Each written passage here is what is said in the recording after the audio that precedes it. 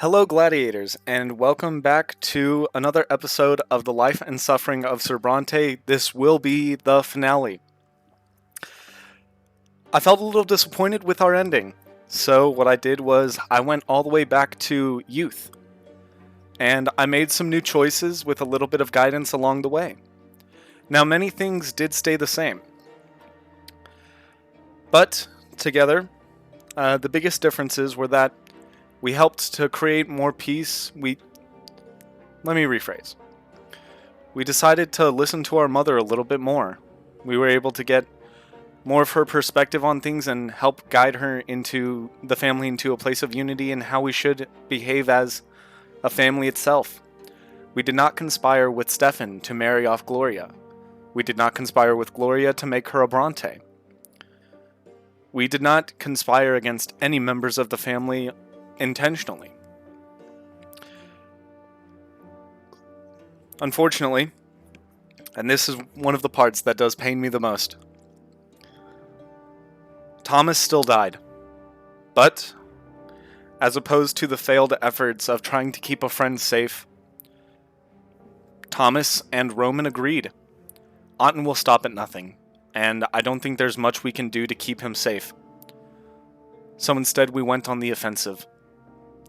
We let Thomas not go into hiding. He kept his position and stayed out on the city streets, where he could be challenged to a duel at any moment.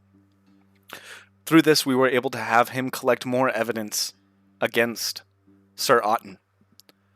Not only that, we were able to get the title of Protector of the People once more. Together with this, it did lower our requirements to get Otten to jury, but not before we were unable to save our friend. This time because we had lost all 3 lives. The one life that we had as a spare, I wanted to use to I made a choice that helped us in the long run, but at the end of peacetime, much of everything stayed the same except for the family is still together. We still have our mother, Stefan is still at home, and we've abandoned all decisions to try and get to get ennobled by the sword and instead remained a cohesive family. Now I have played through the Revolt,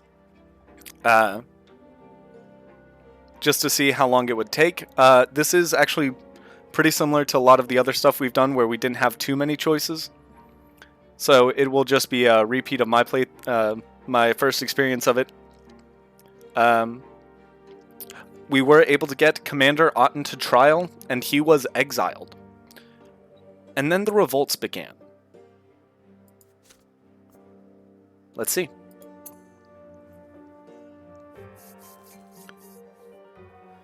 For years now, Anazot has been simmering like a cookpot over a slow flame. The powerlessness of the simple folk, unable to change the old order, has gradually given way to rage. Finally, this anger became stronger than their age-old submission to the higher estate and their fear of divine retribution.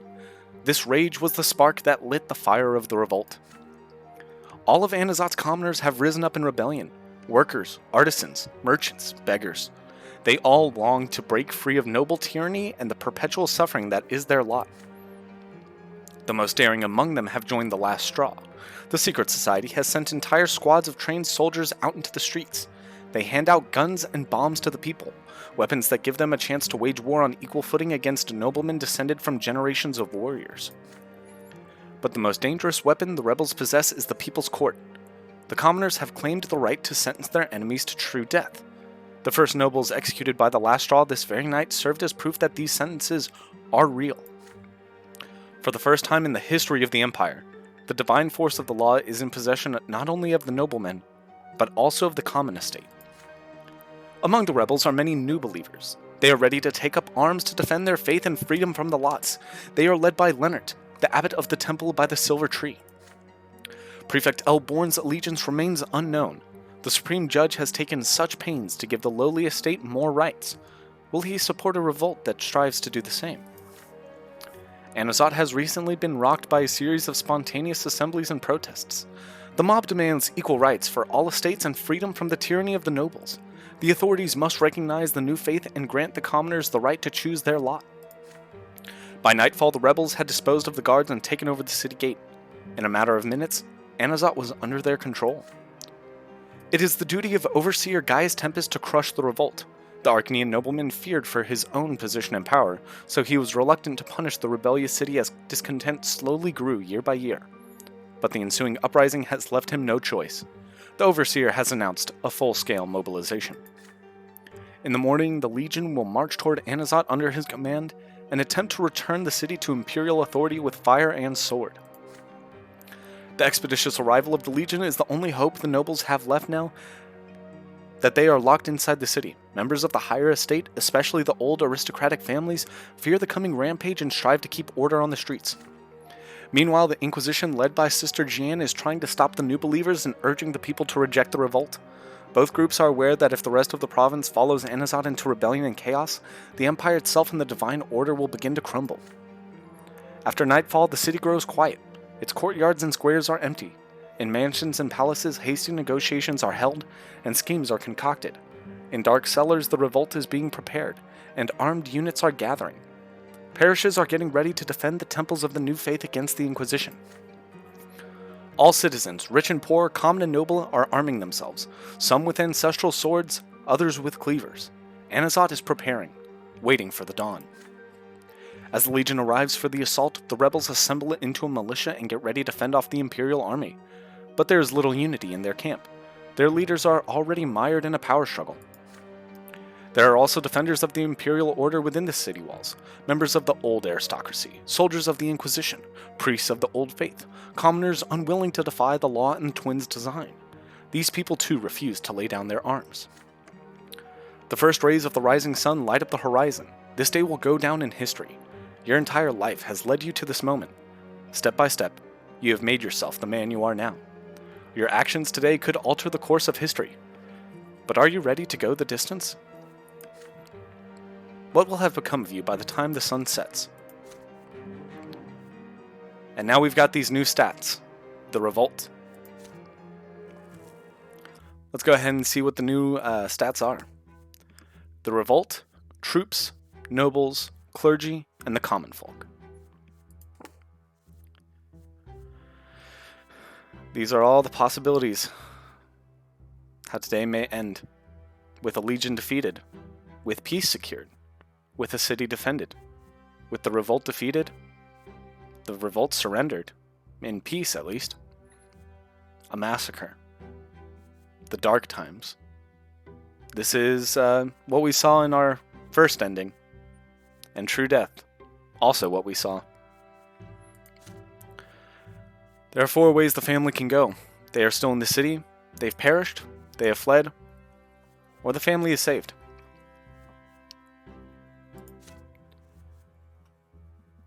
Now we can either choose one of these paths. Escape from the city, lead the revolt, defend the empire, or become a rebel.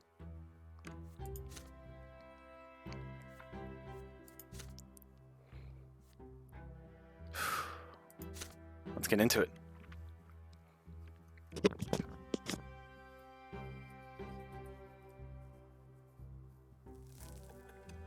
The morning begins.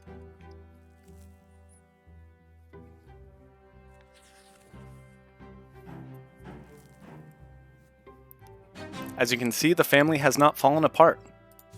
So we get to start this day off with the family's fate. The first rays of the morning sun reach the windows of your family home. It would be so easy to forget about the impending revolt here within these old familiar walls. But the calm before the storm will soon be over, and yesterday's turmoil will return. There are only a handful of hours left. The Brantes have to decide what to do. Should the family stay in the city and prepare to weather the storm? Or should they join the struggle? Or should they simply avoid it? After a sleepless night, you gather in the sitting room as a family once again. Father is the first to speak. His determined yet surprisingly calm voice fills the room. This is what I was afraid would happen. The noble estate has turned a blind eye to the common people's misery, and now we have a revolt on our hands. It was my fault as well. I did all I could to serve the cause of justice, but it just wasn't enough. And now blood will be shed. The family patriarch casts a somber gaze over his children. I want to make one thing very clear. Today, our family cannot get involved in the unrest. We will not take sides. I feel for the common estate, but we're not getting dragged into a hopeless bloodbath. As for preserving the Overseer's rule in Anazat, we will not sacrifice ourselves for that either. He has led Magra to this rebellion, and now it's up to him and his legion to deal with these rebels. And we mustn't forget Commander Otten and his noble militia. They're all too eager to use this opportunity to slaughter all the nobles they blame for the revolt. Father is silent for a while. Then he takes his sword off the wall and places it firmly on the table. His voice rings with the coldness of steel. We will stay in our city and protect our home. Whatever danger we might face today, the Brantes will not surrender their home, their statues, or their place in this world. None of you have ever seen Father so filled with resolve, but he still seeks your support. Robert, the patriarch of the Brante family, meets your gaze. My son, I know you're going to make your own decision. You're too deeply involved in this conflict to just stand aside. But right now, I'm talking about our family here, Roman. Our family must remain out of harm's way, no matter what you decide to do.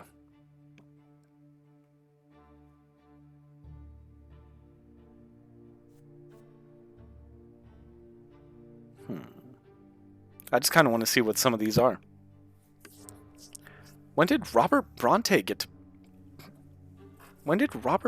ever get a chance to become... Oh, these are consequences. Okay.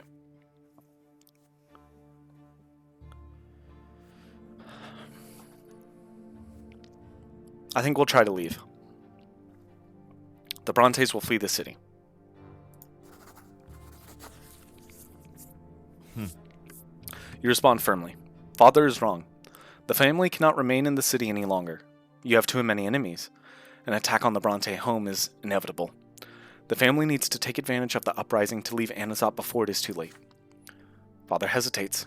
He looks first at you, then at grandfather's portrait on the wall. The late Gregor Brante stares back at his progeny, implacable and stern. I can't just abandon our home. We'd be giving up our entire lives. You put your hand on Father's shoulder.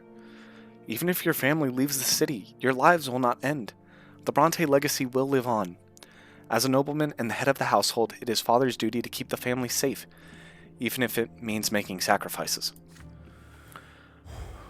Father lets out a bitter sigh and puts his sword back on the table. You're right, Roman. My children are more important than my former life. I must protect them. Now hurry. We need to get ready for our journey. We're leaving this city.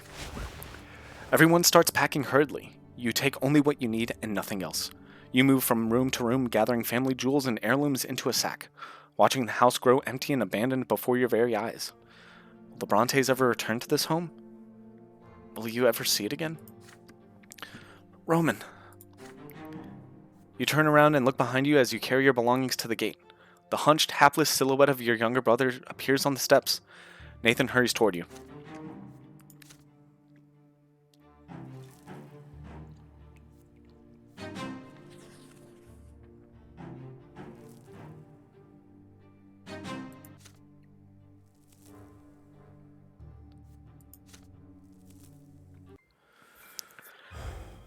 Your younger brother stands before you, clutching an old prayer book. He speaks, sighs deeply. Then begins to speak. I know you're in a hurry, Roman. I'll try not to take up too much of your time. As you know, my faith has wavered all my life. The twins know how much I've sinned, but even in my darkest hour, I knew they hadn't turned away from our world. I knew they still cared. Nathan is quiet for a moment, watching a tiny ant make its way across the porch. But I just can't understand, no matter how hard I try. What's happening to us? This revolt against the Empire. How did the twins let it happen? Is this even possible? I mean, the twins made the whole world as part of their design, didn't they? Does that mean the entire world is about to fall apart? This revolt... What is it? Please help me understand. Nathan's sullen gaze towards the shining pillar, but thick gray storm clouds are already moving toward the city. The shining strip at the edge of the sky is growing dimmer by the second. You watch the sky too, lost in thought. What should you tell him?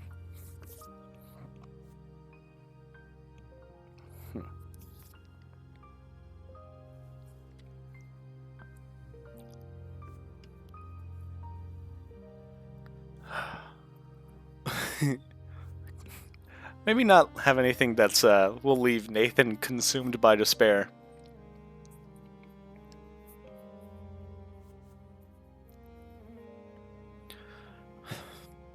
I'm sorry, but I don't know.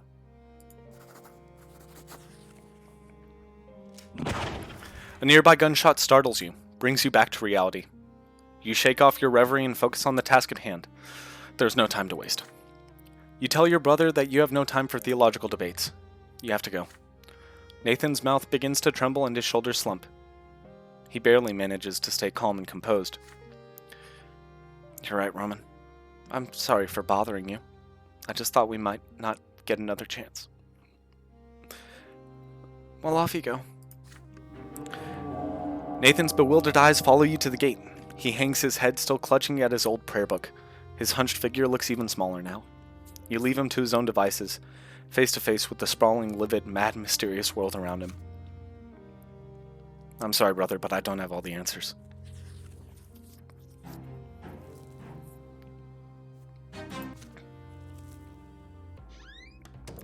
The house where you were born and raised is empty now. All the supplies, clothes, and valuables you need for the journey have been packed into an inconspicuous-looking carriage. The horses neigh nervously at every sound, every shout echoing down the street. Father puts a heavy lock on the gate of the house.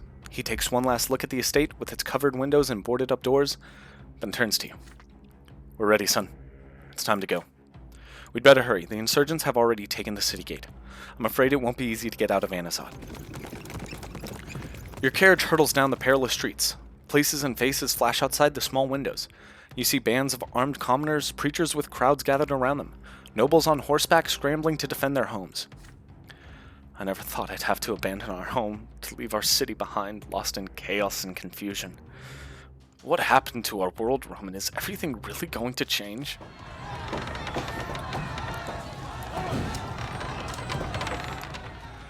The city gate grows closer. Your path is blocked by a hastily erected barricade. A cordon of stone-faced commoners stand before it. They are armed not with knives and clubs, but muskets. One of them shouts an order as soon as they spot the carriage. The guards train their weapons on you. Hey you, the rich folks in the carriage. Turn around and go back. The people control the gate now. Or maybe you think we might let one little noble slip through, so you can hightail it to the Legion and the Overseer and beg for help? I don't think so. Now beat it, and pray to the twins we don't get you. With a dozen muskets trained on the carriage, you have no choice but to stop. What were we thinking? We should have seen this coming. But these guards don't exactly look like saints. We can't force our way through, but maybe we can convince them somehow? Or bribe them? What should we do, Roman?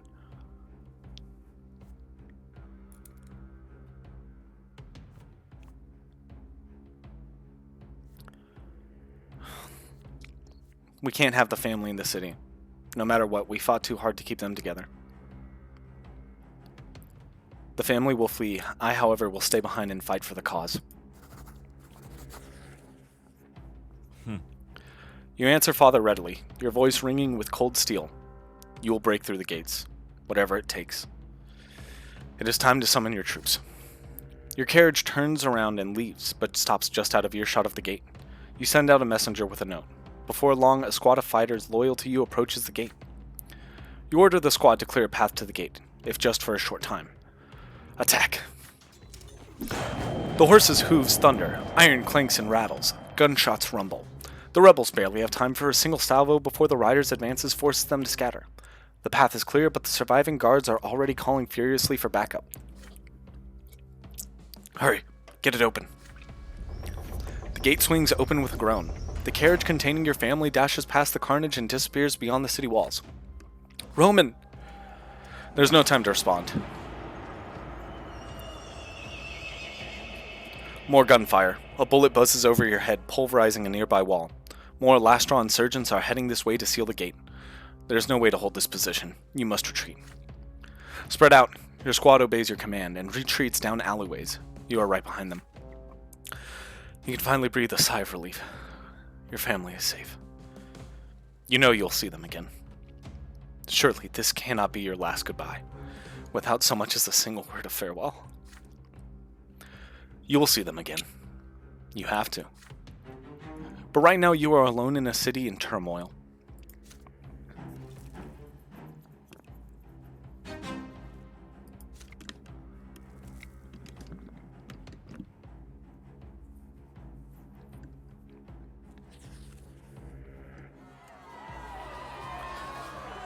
The crimson sun slowly rises above the horizon. You make your way through a city in chaos, carefully observing what is happening in the streets.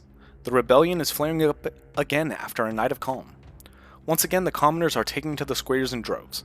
The grim resolve in the rebels' eyes speaks volumes. They are determined to seize their freedom or die trying. There are others, however, who are huddling inside their homes, locking their doors and praying to survive the revolt unscathed. With every passing minute, you see more and more people carrying banners. They bear a hand clutching a lantern, the mark of the last straw. The conspirators have left the shadows at last. They hand out guns to the common folk, using these last precious minutes to quickly teach them how to fire them.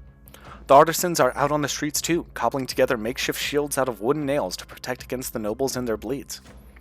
Fortunately for the rebels, the nobles remain divided. The old noble bloodlines have sided with Dorius Otten. The Archnean has sworn to bring down the revolt by any means necessary. His noble militia now stands guard in the Silver District, where the city's most eminent aristocrats have their homes. They represent the greatest threat to the revolt. Many nobles of the mantle, however, are all too eager to violate their oath of fealty and side with the rebels.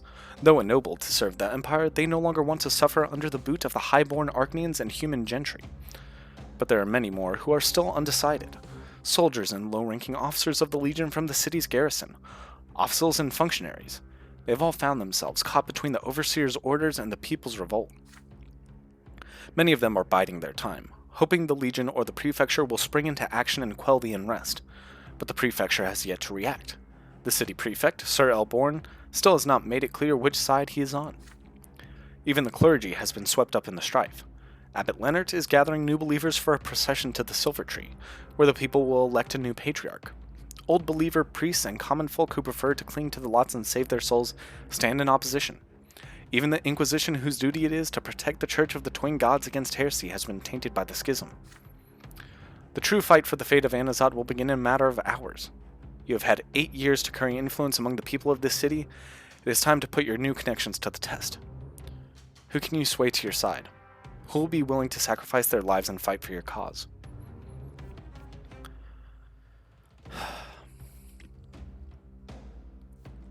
Well, we at least know there's some of these that we wouldn't have wanted. Aw, this one would have been nice though. But that's Path of the Priest. This is maybe the only ones we could have done, but without Thomas we can't. Wouldn't have been able to do that one. And we're not ennobled by the sword. We have to bide our time for now. This will be a long day indeed. It will take all your wits and composure to do what must be done. You spend these last few hours of quiet, biding your time and mustering your strength. You keep your ear to the ground and plan your next move. The timing for this rest could not have been more perfect. The storm is yet to come. Both the defenders of the Imperial regime and the rebels need time to gather their forces for the pivotal clash. Gaius Tempest and the Legion will not arrive in Anazat until nightfall. Only then will the fate of the revolt be decided in the ultimate struggle. The Legion is already on the march, toward the rebellious city. What can the rebels do to oppose it?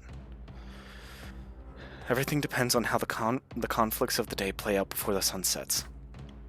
The Prefecture and the Gendarme, will they pursue the rebels or take their side? Leonard's procession of new believers to the Silver Tree? Will the people elect their first patriarch? The disjointed group of insurgents, will they be able to unite? And if so, who will unite them? Your thoughts are interrupted. The sound of gunfire fills the city streets again. The lull is over. You can wait no longer.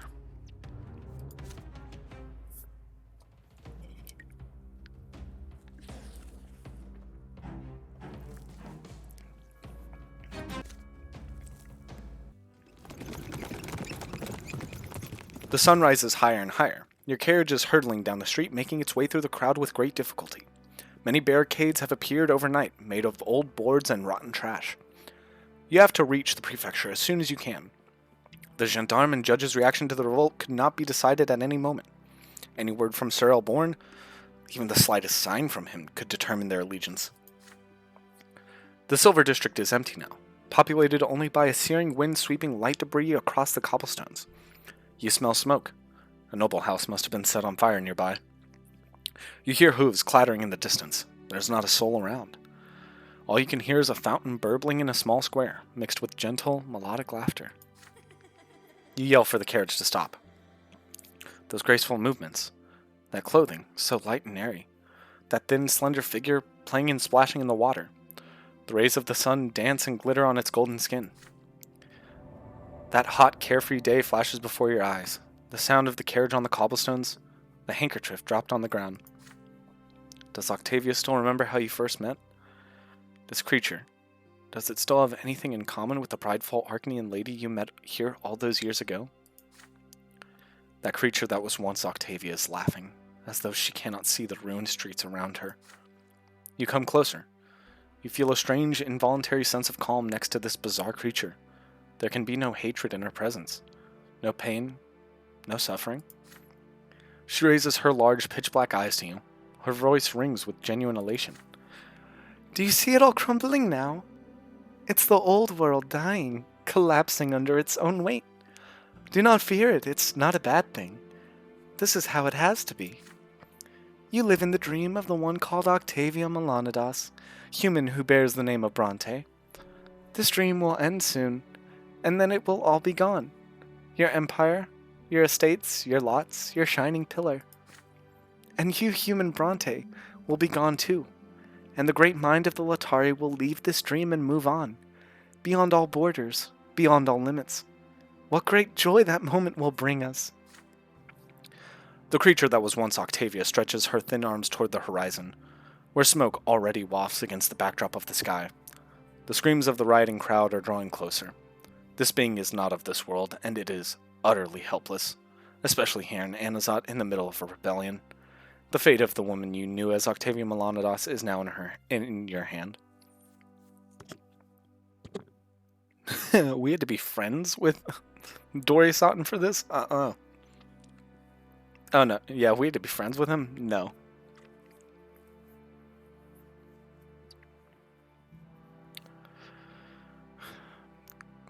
Goodbye, Octavia.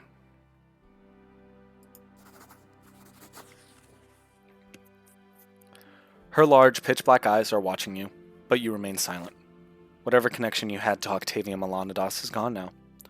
The fate of this bizarre creature is none of your concern. She can follow her inscrutable path on her own. The creature that was once Octavia hangs her head in sorrow. The saddest thing about death of this world, human named Brante, is that you are so tightly bound to it.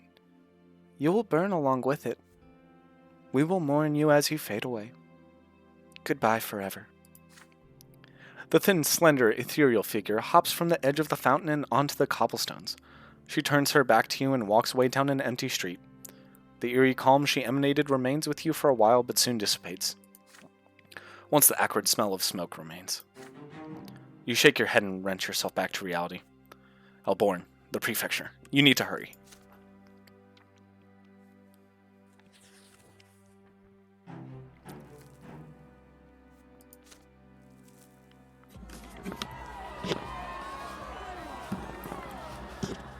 It's noon. A large crowd has gathered in the prefecture squares. The gendarmes form a line in front of the stairs, clutching their cudgels nervously. The commoners keep coming. The mob keeps growing. They call out to the windows of the prefecture. Their screams are deafening. Elbord sides with the people. Gendarmes, judges, join us. The people need you. It's now or never. The rebelling citizens demand that the prefect take a side. This decision must not be made without you. You have to get inside. You push your way through the dense crowd until you reach the gendarme. Oh, Sir Brante, I thought you'd been captured. Men, let the judge through. Tell the judges to make up their minds. The people haven't attacked us yet, but you never know. The main hall of the prefecture is stuffy and crowded. The din of voices is as loud here as outside. Almost every judge in the province is here now, save for those who stayed home or fled the city in advance. Most of them demand that the prefect disperse the crowd. Augustin Elborn is on the podium in the courtroom, looming above the indignant judges. No, I will not sic the gendarme on the people. It is the prefecture's duty to listen to the emperor's subjects, not force them to be silent. If we disperse this crowd, it will only fan the flames. And what of the overseer's orders? Sir Prefect, we have to quash the revolt while we still can. Tell the gendarmes to do their duty and protect the city from these riots. Or do you want this so-called People's Court to hang us all? Have you forgotten about the last straw and that freak Sophia? They're executing people left and right, as though they're wielding the divine law. Do you really think you'll be spared? The judges applaud, Fock Graben, even those you believe to be the prefect's most ardent supporters. This unrest needs to be quelled with words, not clubs. If we turn this demonstration into a bloodbath, there will be no stopping the carnage. Elborn tries to respond, but cries of outrage drown out his words. The prefect frowns in consternation. The wrinkles on his forehead grow deeper. He casts another glance around the courtroom and notices you standing in the doorway.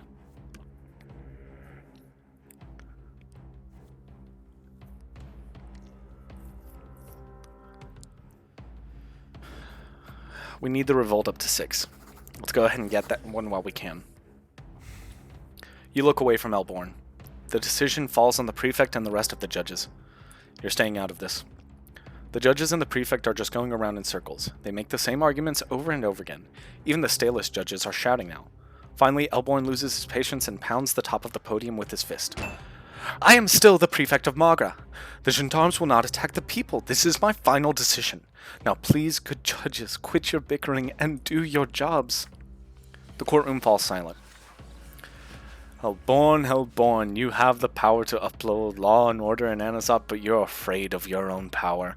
Afraid to give a single simple order. You're a coward. Elborn's face grows red. He leaps from behind the podium. Captain Lenard suddenly barges into the courtroom. The sounds of screams and clattering hooves fill the room. The riders are coming. It's Otten and his noble militia.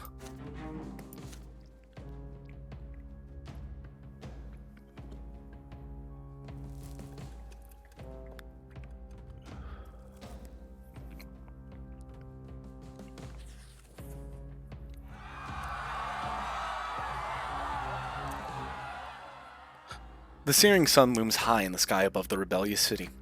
The square in front of the prefecture is packed with commoners. Just a moment ago, they boldly demanded that the judges and gendarmes side with the rebellion. But now they are terrified. They fear the noble army that is coming for them. Their calls for rebellion are gone, replaced by frightened screams. Hooves thunder against the cobblestones. The earth quakes beneath their feet. The noble militia, led by Dorius Otten, carves a path through the human sea. The terrified rebels scatter as the riders approach. The gendarmes remain where they are, forming a tight circle around the prefecture and Elborn. The prefect calls out to the crowd, his voice hoarse. Everyone stay calm. Let them through. Do not draw your weapons. Otten's riders push the mob aside and eventually reach the tall building. The Arcanian commander draws in his reins only when the gendarmes all that separate him from the prefecture stairs. Prefect Elborn, how dare you disobey the orders of the provincial's rightful rulers? You have abused your position to appease the rebels and defy imperial rule. This inconceivable rebellion is your fault. It's time for you to accept your well-earned punishment. Give me a moment, let me clear my throat.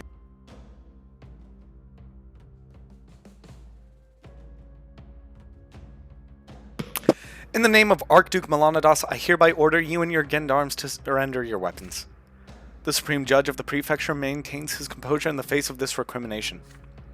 I only obey the laws of the Empire, Sir Otten, not you or your runaway Archduke. Otten's face contorts into a predatory grin. Excellent. You've had your choice to save face, old man.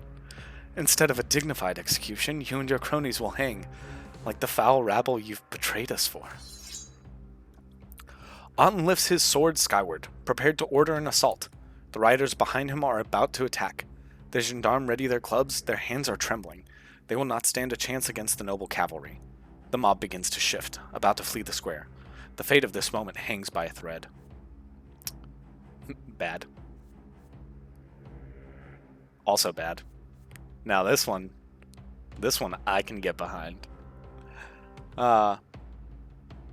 This one is beautiful. This one is beautiful to me. Let's go ahead.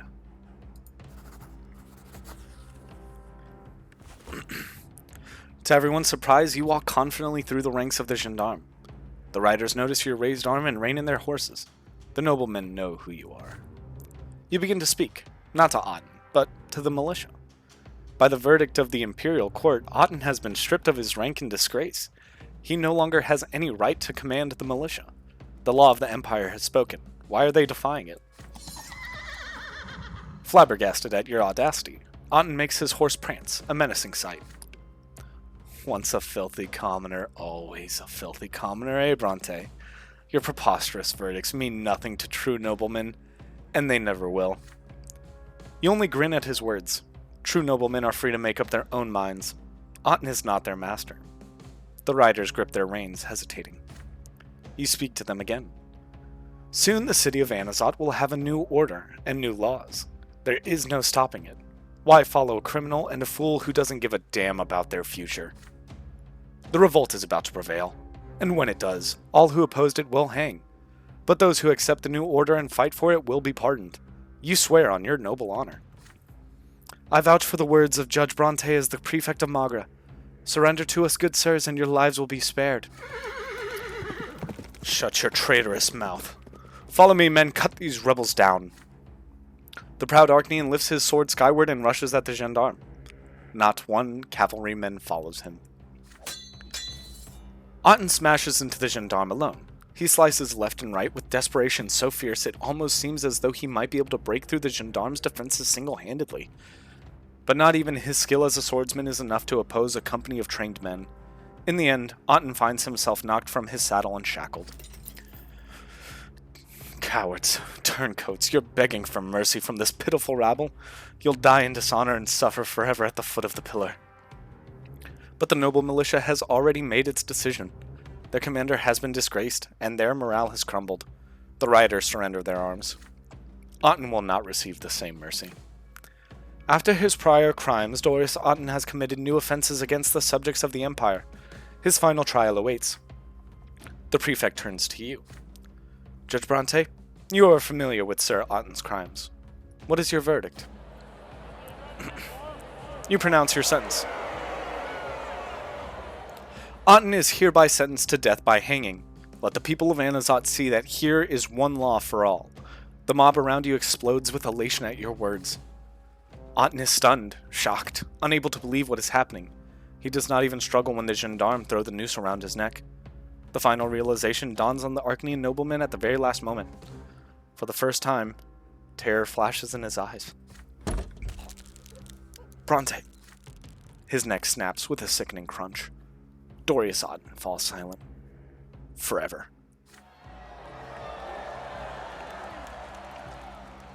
Cries of victory fill the square. You have executed not just an enemy of the revolt, but an Archnean and the former High Commander of Magra.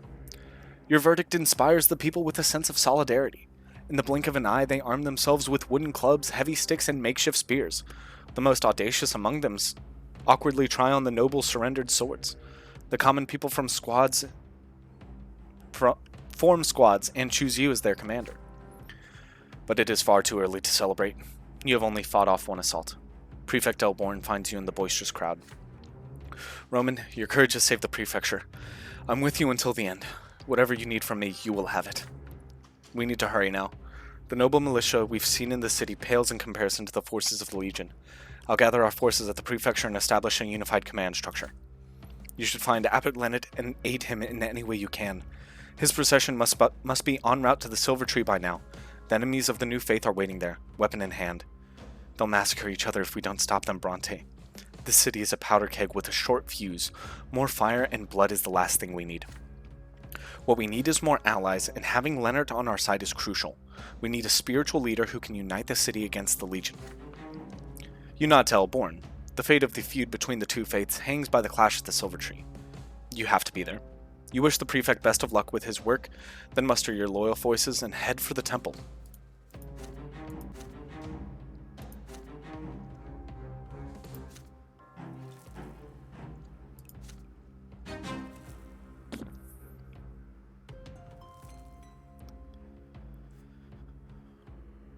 Alright.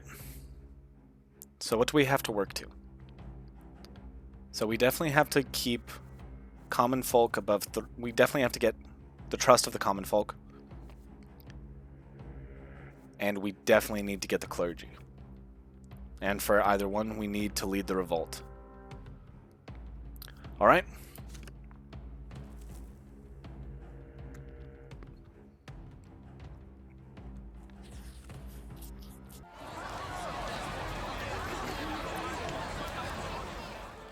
An enormous sea of humanity flows through Anazot, filling the streets of the Temple District.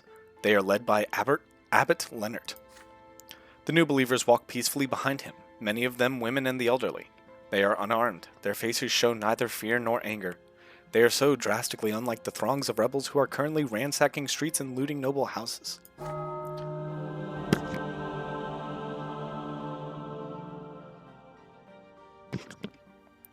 The procession slowly makes its way toward the temple at the Silver Tree.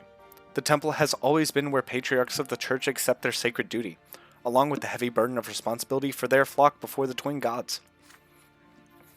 When a patriarch speaks, the twins pay heed, and every 8 years it falls upon the patriarch to proclaim in their sight how their world is humbly following the lot it has been given. Long after the twins descended to our world, the patriarchs came to be elected at the conclave by the clergy. This tradition has continued for many years.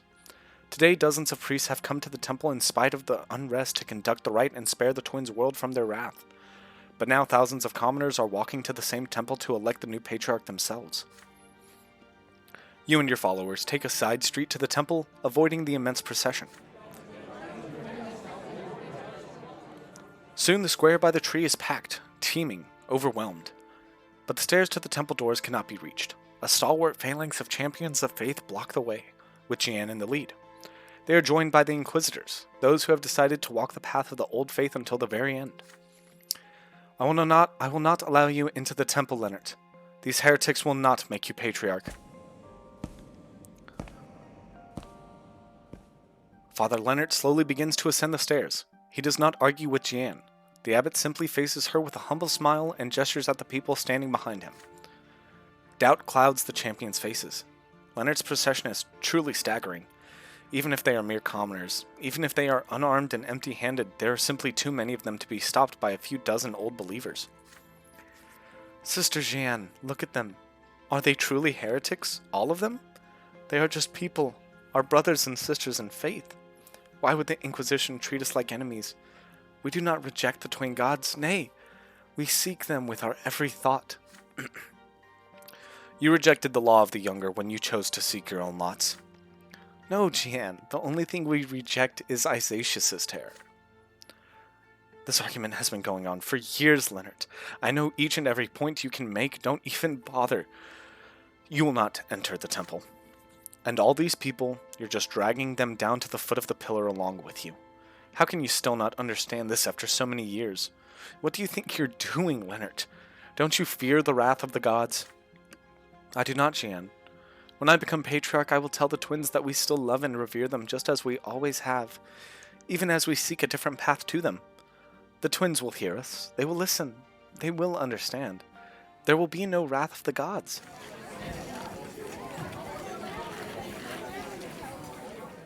The new believers heed Leonard's words. They begin to firmly ascend the stairs to the door of the temple. The champion swords do not deter them. Swords? Jian watches the massive congregation approach her, her eyes filled with remorse. She raises an arm, about to give her final order. Champions of faith, protect the sacred temple, fight to the bitter end. You reach the foot of the stairs as she speaks these words. This is your last chance to intervene.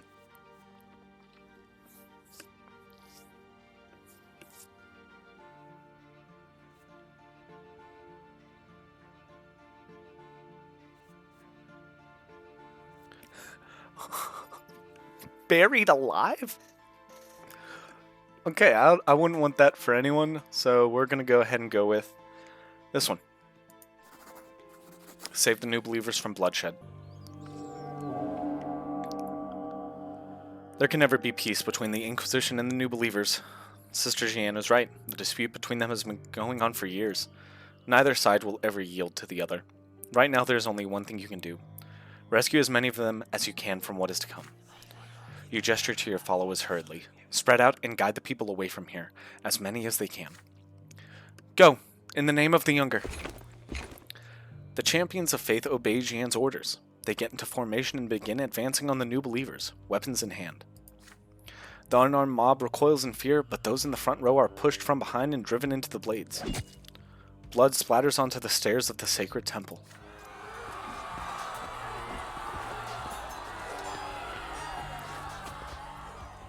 A woman's voice lets out a shrill scream.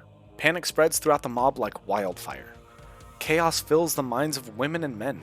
They begin pushing, pulling, dashing, recoiling like frightened animals. And the warriors of the church keep advancing, unrelenting and lethal. Your men have reached the edges of the square.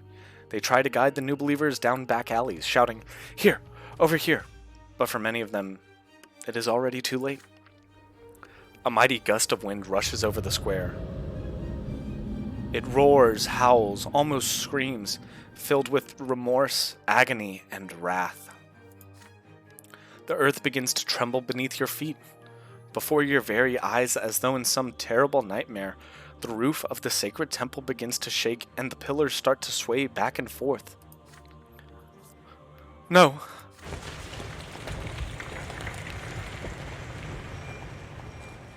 The world is turned upside down, like a kaleidoscope shaken by a massive hand. For several seconds, everything bends together. You fall flat on your back. Slowly, you come to your senses. You are surrounded by dozens of bodies and chunks of rock. What the... Where the temple at the Silver Tree once stood, there's nothing. The grand, majestic structure is no more. It has been leveled to the ground. Remnants of its walls and roof are scattered across the square. The stairs that once led to it have been ground into gravel. A cloud of dust slowly settles upon the square. After the dust come the leaves, thousands and thousands of leaves shed by the Silver Tree. They cover the corpses of the truly dead like a pale white shroud. The entire square glows as the bodies of those yet to be reborn dissolve into nothingness. There are so many that the light stings your eyes, even through the thick dust that still hangs over it all. Just how many people met their deaths today? Sister Jeanne and her warriors are gone, buried beneath rocks. The order of the Inquisition in Anazat is finished. You stagger to your feet and go to where you last saw Father Leonard. You soon spot the edge of his once white cassock, pinned by a chunk of broken pillar. It takes all your strength to roll the heavy stone away and drag the abbot out from under the rubble. Leonard is wounded, but conscious. He looks around, trying to understand what has happened, and slowly falls to his knees. A loud groan escapes his lips. Blood and tears trickle down Leonard's face, mixing together. The abbot chokes on the dust. His eyes are fixed on the ruins of what was once his temple. The bare branches of the tree piercing the sky like swords. I was wrong. I was wrong. The gods, they wouldn't listen to us. They rejected our faith. What do I do now, Roman? What do I do? My temple. How will we live now? There's no hope left. This is the end. Leonard's words become incoherent, descending into a frantic babble. You speak to the abbot, trying to console him. All is not lost. You managed to save many people. You're not sure he can hear you now. But you cannot wait for him to come to his senses. You have to take the lead. So you begin mustering your forces and getting ready to move to Empire Square. Enormous crowds of people are already on their way there, about to choose the leader of the Anazat Rebellion. The sun slowly begins to set.